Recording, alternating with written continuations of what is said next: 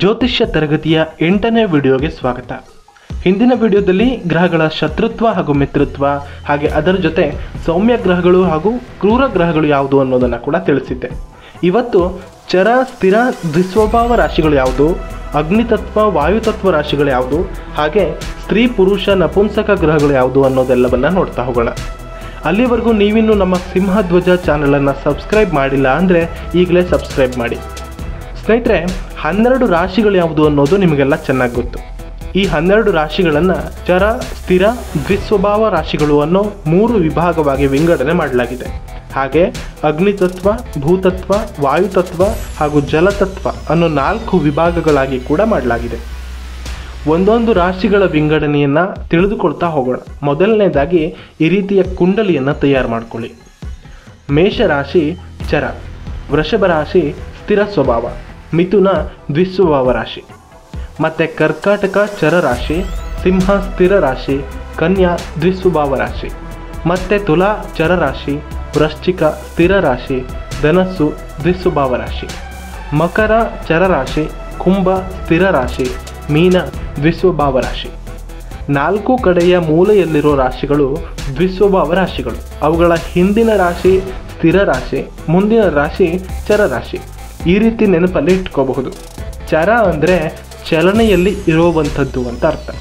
ಸ್ಥಿರ ಅಂದರೆ ಚಲನೆಯಲ್ಲಿ ಇಲ್ಲದ್ದು ಅಥವಾ ಸ್ಥಿರವಾಗಿ ಇರುವಂಥದ್ದು ಅಂತ ಅರ್ಥ. ಹಾಗೆ ದ್ವಿಸ್ವಭಾವ ಅಂದರೆ ಈ 2 ಗುಣಗಳನ್ನು ಹೊಂದಿರೋದು ಅಂತ ಅರ್ಥ. ಇದನ್ನೆಲ್ಲ ಸರಿಯಾಗಿ ನೆನಪಲ್ಲಿ ಇಟ್ಕೋಬಹುದು. ಇವೆಲ್ಲ ಜ್ಯೋತಿಷ್ಯ ಕಲಿತು ಜಾತಕವನ್ನು ನೋಡುವಾಗ ಈ ಚರರಾಶಿ, ಸ್ಥಿರ ರಾಶಿ ಹಾಗೂ ದ್ವಿಸ್ವಭಾವ ರಾಶಿಗಳಿಗೆ ಒಂದೊಂದು ರೀತಿಯಲ್ಲಿ ಫಲ ನಿರ್ಧಾರ ಮಾಡಬೇಕಾಗುತ್ತೆ. ಅದು ಯಾಕೆ, ಅದು ಹೇಗೆ ಅನ್ನೋದನ್ನೆಲ್ಲ ನಾವು ಮುಂದಿನ ತರಗತಿಗಳಲ್ಲಿ ನೋಡಬಹುದು.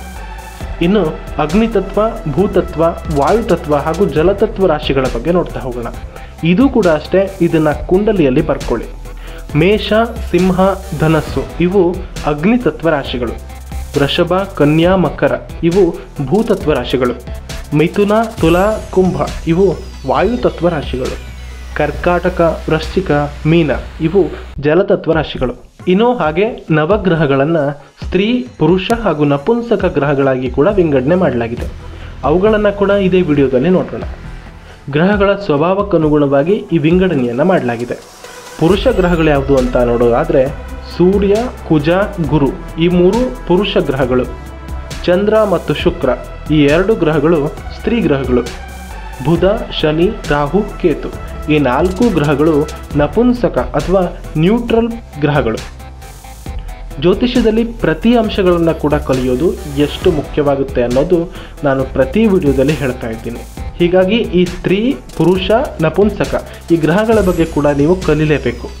ನಾನು ಯಾವಾಗಲೂ ಹೇಳೋ ಹಾಗೆ ಈ ಎಲ್ಲ ವಿಷಯಗಳನ್ನು ಒಂದು ನೋಟ್ಬುಕ್ನಲ್ಲಿ ಬರೆದಿಟ್ಕೊಳ್ಳಿ. ವಿಡಿಯೋವನ್ನು ನೋಡಿ ನೀವು ಒಂದು ಕಡೆ ಬರೆದಿಟ್ಕೊಳ್ಳೋದು ನಿಮ್ಮ ನೆನಪಿನಲ್ಲಿ ಉಳಿಯೋದಕ್ಕೆ ಸಹಾಯ ಮಾಡುತ್ತೆ. ಹಾಗೆ ಹೇಳಿದ್ನಲ್ಲ, ನೀವು ಎಲ್ಲವನ್ನ ನೋಟ್ಬುಕ್ನಲ್ಲಿ ಬರೆದಿಟ್ಕೊಂಡು ಅದರ ಫೋಟೋವನ್ನು ನನಗೆ ಇನ್ಸ್ಟಾಗ್ರಾಮ್ನಲ್ಲಿ ಕಳುಹಿಸಿದರೆ ನಾನು ನಿಮ್ಮ ಜಾತಕ ವಿಶ್ಲೇಷಣೆಯ ಸಂಪೂರ್ಣ ವಿಡಿಯೋವನ್ನು ಮಾಡ್ತೀನಿ ಅಂತ ಹೇಳಿದ್ದೆ. ಸ್ನೇಹಿತರೆ, ಹಾಗೆ ಇದೇ ವಿಡಿಯೋದಲ್ಲಿ ಗ್ರಹಗಳ ದೃಷ್ಟಿಯ ಬಗ್ಗೆ ಕೂಡ ತಿಳಿದುಕೊಳ್ಳೋಣ. ಈ ಗ್ರಹ ದೃಷ್ಟಿ ಅನ್ನೋ ವಿಷಯದ ಬಗ್ಗೆ ನಿಮಗೆ ಹೇಳಬೇಕು. ಕುಂಡಲಿಯಲ್ಲಿರೋ ಪ್ರತಿ ಗ್ರಹಗಳಿಗೂ ಕೂಡ ದೃಷ್ಟಿ ಅನ್ನೋ ಒಂದು ವಿಶೇಷವಾದ ಶಕ್ತಿ ಇರುತ್ತೆ. ಅವು ತಾವಿರೋ ಕುಂಡಲಿಯ ಮನೆಗಳನ್ನು ಅಷ್ಟೇ ಅಲ್ಲದೆ ತಾವು ದೃಷ್ಟಿಸೋ ಅಂದರೆ ತಾವು ನೋಡಬಹುದಾದ ಕೆಲವು ಮನೆಗಳನ್ನು ಕೂಡ ಅವು ಪ್ರಭಾವಕ್ಕೆ ಒಳಪಡಿಸುತ್ತೆ. ಕೆಲವು ಗ್ರಹಗಳಿಗೆ ಒಂದೇ ಮನೆಯನ್ನು ನೋಡೋ ಶಕ್ತಿ ಇದ್ದರೆ ಇನ್ನು ಕೆಲವು ಗ್ರಹಗಳಿಗೆ 3 ಮನೆಗಳನ್ನು ನೋಡೋ ಶಕ್ತಿ ಇರುತ್ತೆ. ಇಲ್ಲಿ ನಾನು ಕೇವಲ 7 ಗ್ರಹಗಳ ಬಗ್ಗೆ ಮಾತ್ರ ಹೇಳ್ತೀನಿ. ರಾಹು ಮತ್ತು ಕೇತುಗಳ ಬಗ್ಗೆ, ಅವುಗಳ ದೃಷ್ಟಿಯ ಬಗ್ಗೆ ಹೇಳೋದಿಲ್ಲ. ಅದನ್ನು ಮುಂದಿನ ವಿಡಿಯೋದಲ್ಲಿ ಹೇಳ್ತೀನಿ. ಹಿಂದಿನ ವಿಡಿಯೋದಲ್ಲೂ ಕೂಡ ರಾಹು ಕೇತು ಅನ್ನೋ ಗ್ರಹಗಳ ಬಗ್ಗೆ ನಾನು ಹೇಳಿರಲಿಲ್ಲ. ಈ ವಿಡಿಯೋದಲ್ಲೂ ಕೂಡ ರಾಹು ಕೇತುಗಳ ಬಗ್ಗೆ ಹೇಳೋದಿಲ್ಲ. ಅದರ ಬಗ್ಗೆ ಸಪ್ರೇಟಾಗಿ ಒಂದು ವಿಡಿಯೋ ಮಾಡುವ ಅವಶ್ಯಕತೆ ಇದೆ. ಹಾಗಾಗಿ ಅದನ್ನು ಇಲ್ಲಿ ಹೇಳ್ತಾ ಇಲ್ಲ. ಈಗ ಎಲ್ಲ 7 ಗ್ರಹಗಳು ಅಂದರೆ ಸೂರ್ಯ, ಚಂದ್ರ, ಕುಜ, ಬುಧ, ಗುರು, ಶುಕ್ರ, ಶನಿ ಈ 7 ಗ್ರಹಗಳಿಗೂ ಕೂಡ ಸಪ್ತಮ ದೃಷ್ಟಿ ಅನ್ನೋದು ಕಾಮನ್ ಆಗಿ ಇರುತ್ತೆ. ಅಂದರೆ ತಾವು ಕುಳಿತ ಮನೆಯಿಂದ 7ನೇ ಮನೆಯ ಮೇಲೆ ಇವುಗಳ ದೃಷ್ಟಿ ಬಿದ್ದು ಆ ಮನೆ ಅಥವಾ ಆ ಮನೆಯಲ್ಲಿರೋ ಬೇರೆ ಗ್ರಹಗಳು ಈ ಗ್ರಹದ ದೃಷ್ಟಿಗೆ ಒಳಗಾಗಿ ಈ ಗ್ರಹದ ಪ್ರಭಾವಕ್ಕೆ ಒಳಗಾಗುತ್ತೆ.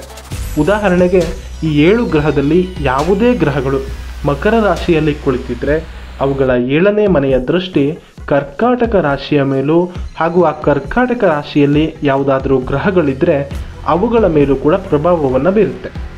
ಈ ಸಪ್ತಮ ದೃಷ್ಟಿ ಪ್ರತಿ ಗ್ರಹಗಳಿಗೂ ಕೂಡ ಇರುತ್ತೆ. ಈ ಸಪ್ತಮ ದೃಷ್ಟಿಯ ಜೊತೆ ಕೆಲವು ಗ್ರಹಗಳಿಗೆ ಇನ್ನೆರಡು ವಿಶೇಷ ದೃಷ್ಟಿ ಕೂಡ ಇದೆ. ಕುಜ ಅಥವಾ ಮಂಗಳ. ಈ ಕುಜ ತಾನಿರೋ ಮನೆಯಿಂದ 7ನೇ ಮನೆಯನ್ನು ನೋಡೋದರ ಜೊತೆಗೆ, ಅಂದರೆ ಸಪ್ತಮ ದೃಷ್ಟಿಯ ಜೊತೆಗೆ ಇನ್ನೂ 2 ಮನೆಗಳನ್ನು ನೋಡೋ ಶಕ್ತಿಯನ್ನು ಹೊಂದಿದ್ದಾನೆ. ಈ ಕುಜ ತಾನಿರೋ ಮನೆಯಿಂದ 4ನೇ ಮನೆ, 7ನೇ ಮನೆ ಹಾಗೂ 8ನೇ ಮನೆ, ಈ 3 ದೃಷ್ಟಿಯನ್ನು ಹೊಂದಿದ್ದಾನೆ. ಉದಾಹರಣೆಗೆ ಕುಜ ಮೀನ ರಾಶಿಯಲ್ಲಿದ್ದರೆ ತನ್ನ 4ನೇ ದೃಷ್ಟಿಯ ಮೂಲಕ ಮಿಥುನ ರಾಶಿಯನ್ನು, ಸಪ್ತಮ ದೃಷ್ಟಿಯ ಮೂಲಕ ಕನ್ಯಾವನ್ನು, ಅಷ್ಟಮ ದೃಷ್ಟಿಯ ಮೂಲಕ ತುಲಾ ರಾಶಿಯನ್ನು ನೋಡ್ತಾನೆ. ಇನ್ನು ಗುರುಗ್ರಹ. ಈ ಗುರು ತಾನಿರೋ ಮನೆಯಿಂದ 7ನೇ ಮನೆಯನ್ನು ನೋಡೋದರ ಜೊತೆ 5ನೇ ಮನೆಯನ್ನು ಹಾಗೂ 9ನೇ ಮನೆಯನ್ನು ಕೂಡ ನೋಡೋ ದೃಷ್ಟಿಯನ್ನು ಹೊಂದಿದ್ದಾನೆ.